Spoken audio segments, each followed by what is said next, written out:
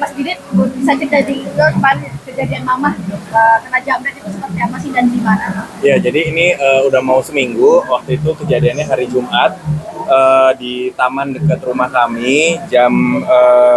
Biasanya ibu saya itu lari pagi jam 6 pagi, tapi kali ini dia baru mulai lari itu jam setengah 8. Nah, kemudian setengah 8 pagi, kejadiannya jam 8 lebih 11 pagi.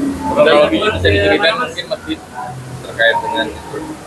Biasanya memang ibu saya tuh selalu lari pagi. Nah, kemudian setiap hari, dan memang di daerah situ seharusnya aman ya karena memang tidak pernah terjadi apa-apa. Nah, tapi hari itu kejadiannya tuh di luar dugaan. Jadi ibu saya itu kalau dilihat di rekamannya itu kan ada motor yang itu sebenarnya melawan arah, karena harusnya itu ketika ibu saya jalan ke sana itu harusnya arahnya ke sini, dan dia melawan arah, langsung nyoba sekali nggak dapet. Kemudian katanya ibu saya dia ngegas sampai ibu saya jatuh, dan akhirnya kalungnya lepas.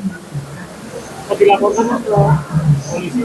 Udah langsung, jadi kita langsung laporin kejadian tersebut itu pas setelah selesai dari rumah sakit, baru sore itu kita ke kantor polisi ya. Itu luka-lukanya apa aja, Mas?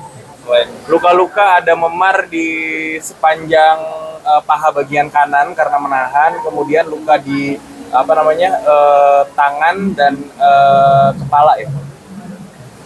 Jadi shock juga nggak sih? Kenapa?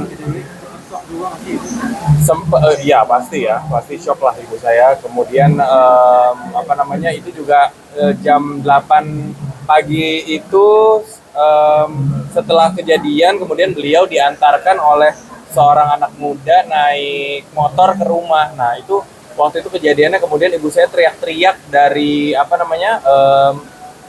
dari luar. Saya kira kucing saya ketabrak ya, karena kan kita ada beberapa kucing.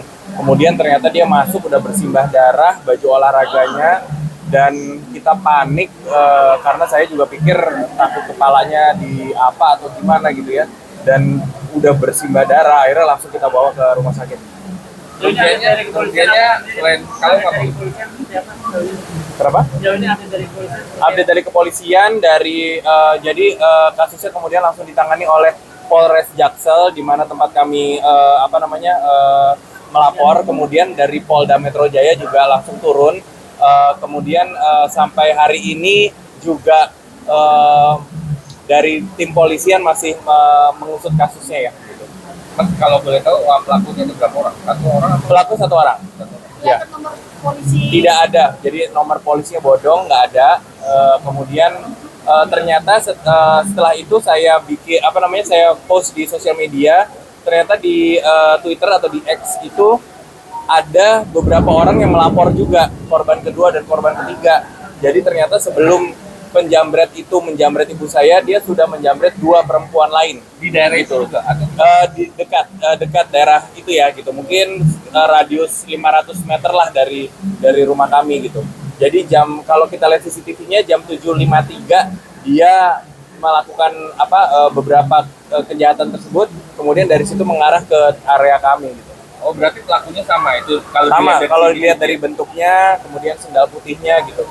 Dan kemudian ternyata setelah itu banyak lagi korban-korban yang speak up, yang berani bicara, korban dari orang yang sama ya, pelaku yang sama gitu. Jadi di tanggal 25 bulan sebelumnya itu dia juga sudah mengambil, jadi modusnya selalu sama, daerah pemukiman, kemudian perempuan, dan yang disasar adalah kalung. Dan kalau korban sebelumnya adalah kalung dengan HP ya. Kalau ibu saya HP-nya aman karena berada di dalam tas yang ada di balik kaosnya gitu.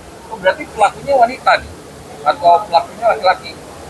Kalau dilihat nggak tahu ya, kita nggak bisa menjudge sih gitu karena helmnya juga tertutup, kemudian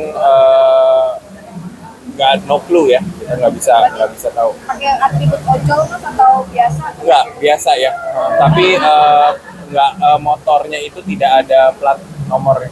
Motornya apa, Mas, kalau boleh tahu? Kalau dilihat dari ya?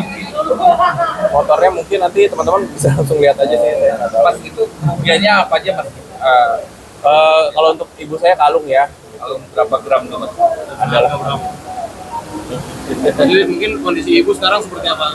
ya, Traumatik mungkin pasti. ibu sekarang sedang dalam pemulihan. Tadi juga saya udah naikin di sosial media saya. Hari ini alhamdulillah sudah bisa berolahraga lagi dan besok tepat seminggu ya gitu. Jadi mudah-mudahan trauma keluar rumahnya udah agak berkurang ya.